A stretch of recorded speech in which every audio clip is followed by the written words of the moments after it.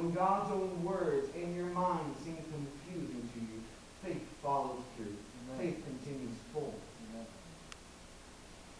And so we work in God's kingdom.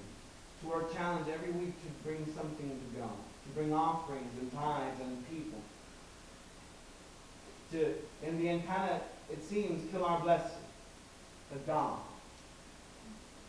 gave back Isaac to Abraham. God demands your life and your work in all your strength and might in this life.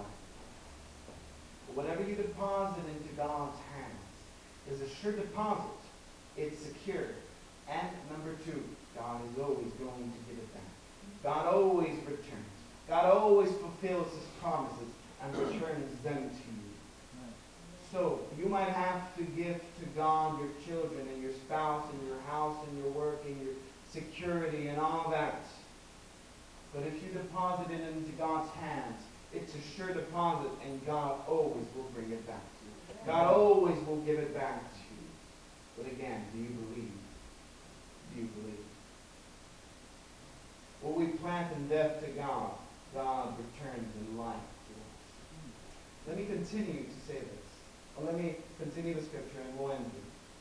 All of these died in faith, speaking of Abraham, Isaac, and Jacob, without having received the promises. But from a distance they saw and greeted them. They confessed that they were strangers and foreigners on the earth.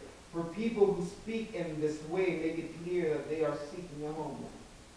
If they had been thinking of the land that they had left behind, they would have had an opportunity to return. But as it is, they desire a better country. That is, a heavenly one. C.S. Lewis, one of the greatest Christian authors. How many of you have seen the Chronicles of Narnia?